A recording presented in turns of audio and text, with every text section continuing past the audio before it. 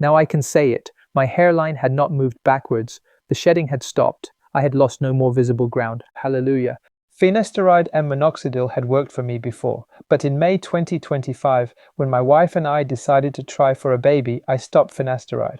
I was not trying to become the natural hair guy. I was working under a constraint. A proven option had worked, and now I had chosen not to use it. I kept bargaining with myself. If we finally conceive this month, I will ask about going back to finasteride. But until then, I had to work inside the constraint. I've used no hair medication, no finasteride, no minoxidil. Here is everything I changed.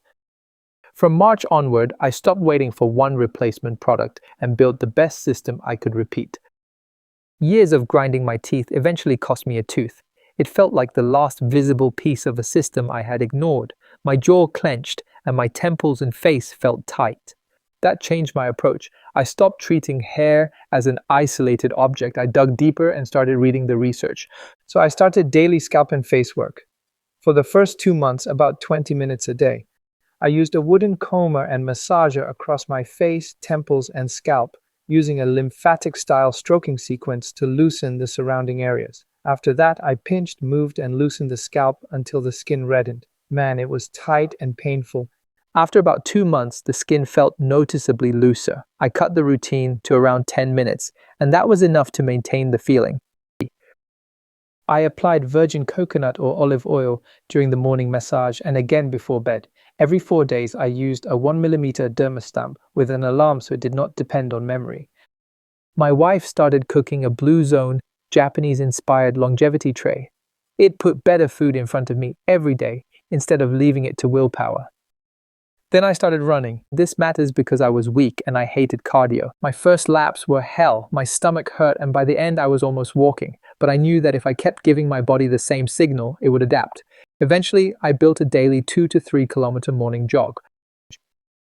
At night, I aimed to be in bed by 10. I stopped using my phone before sleep and meditated deliberately. If I do not, my jaw clenches again. Meditation is how I catch the pattern and undo it. The hardest part was that nothing looked dramatic at first while I was pouring in effort. Hairs still came out during the routine. The mirror often looked the same. I asked my wife if she could see growth. She looked closely and said no. That hurt. I wanted someone else to confirm what I hoped was happening, but hair changes over months, not days. The first months are exactly when consistency feels unrewarded.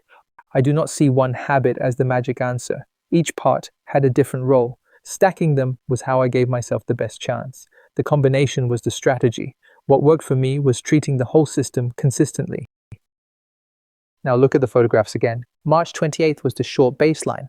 By June 28th, my hair was longer. Side by side, it looked promising. To compare the photographs more clearly, I built a tool, matched the same frontal area, and dragged between the dates. Looking back, I am glad I shaved my head, accepted where I was, and took the photos. Next, I will unpack the exact routine.